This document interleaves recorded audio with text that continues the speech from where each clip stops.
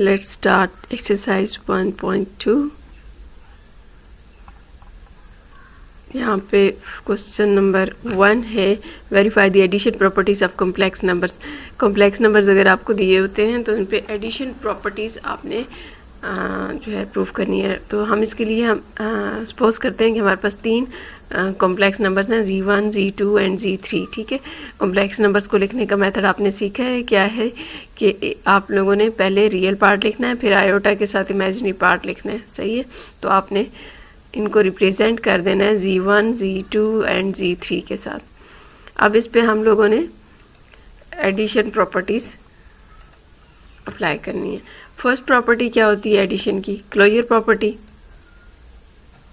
अब दोनों नंबर्स को जब ऐड करते हो तो उसका जो आंसर आए वो भी कॉम्प्लेक्स नंबर हो। ठीक है, 2 कॉम्प्लेक्स नंबर को जब आप ऐड करो तो उनका जो आंसर आएगा वो भी कॉम्प्लेक्स नंबर ही होगा। अब देखिए, आपने 2 कॉम्प्लेक्स नंबर जो Z1 और Z2 ऐड किए थे, तो Z1 की वैल्यू क्या थी? A1 प्लस B1 आयोटा, और Z2 की वैल्यू थी A2 प्लस B आयोटा। इन दोनों को जब आप ऐड करोगे तो रियल पार्ट्स को अलग और इमेजिनरी पार्ट्स को अलग से ऐड करोगे, और इस तरह से अगेन वही फॉर्म यानी कॉम्प्लेक्स नंबर वाली फॉर्म आ जाएगी। तो आपने देखा कि जो इसका आंसर था वो अगेन हमारा जो सेट है, कौन सा सेट है? कॉम्प्लेक्स नंबर्स का, उसके अंदर मौजूद है। आपको याद होगा, आपने जब रियल नंबर्स के बारे में पढ़ा था तो आपने क्या कहा था कि 2 रियल नंबर्स A, B अगर हम ले रहे हैं, 2 रियल नंबर्स हैं। ठीक है, तो इनको जब हम ऐड करते हैं तो जो आंसर आता है वो भी रियल में ही होता है, रियल नंबर्स में ही शामिल होता है।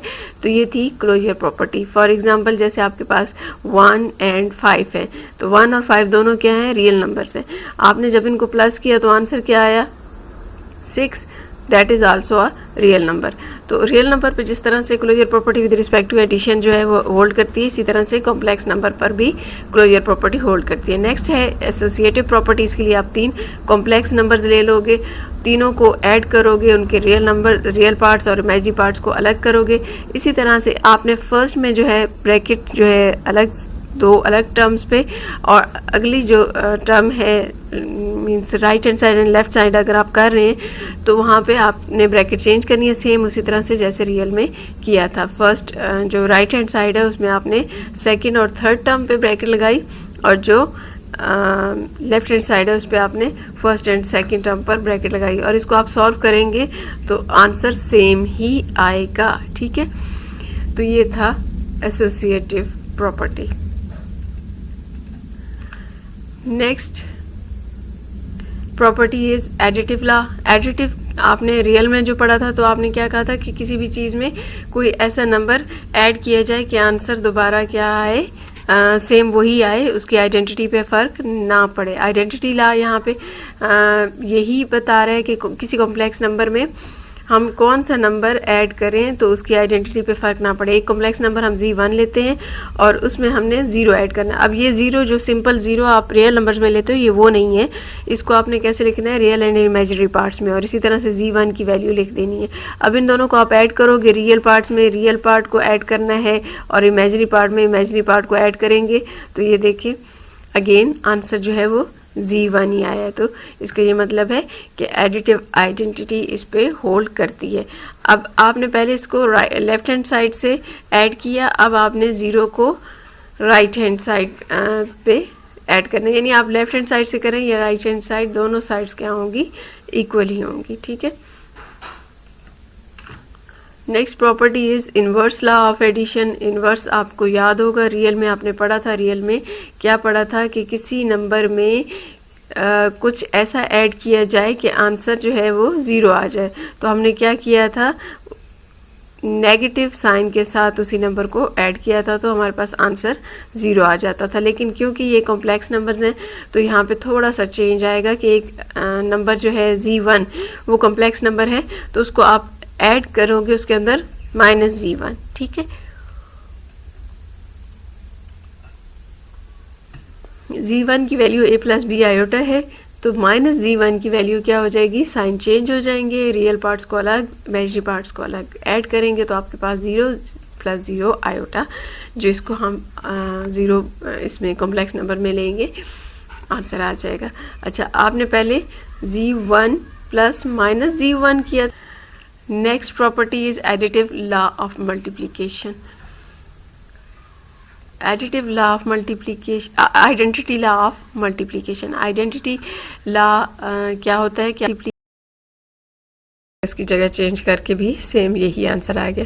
कम्यूटेटिव प्रॉपर्टी में आपने दो नंबर्स को मल्टीप्लाई करना है और जो उसका आंसर आएगा उसमें आपने देखना है कि जब उनकी जगह चेंज कर दें, नंबर्स की जगह चेंज कर दें. पहले Z1 Z2 लिखा था, फिर Z2 को पहले लिख लें और Z1 को बाद में जगह चेंज करेंगे तो भी आंसर सेम आना चाहिए. Next question is verify the distributive law of complex numbers. आपने डिस्ट्रीब्यूटिव लॉ को प्रूफ करना है. डिस्ट्रीब्यूटिव लॉ आपने रियल नंबर्स के लिए पढ़ा था. क्या पढ़ा था कि x multiply by y plus z is equals to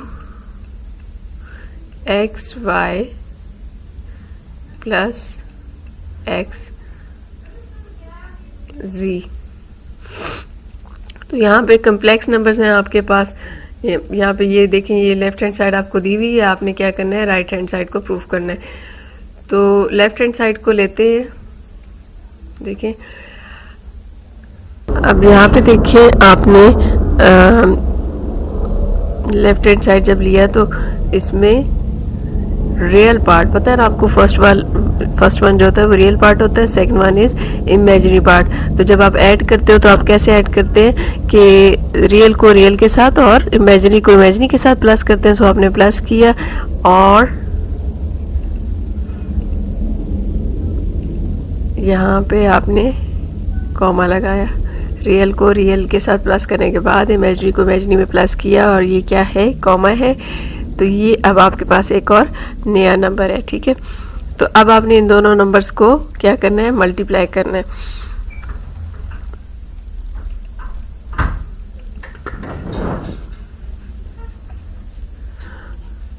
अब आपने मल्टीप्लाई करना है तो मल्टीप्लाई का प्रोसेस आपको आता है.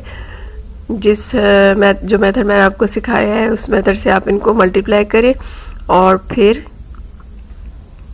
रियल पार्ट्स को और इमेजिनरी पार्ट्स को सेपरेट कर लें. ठीक है,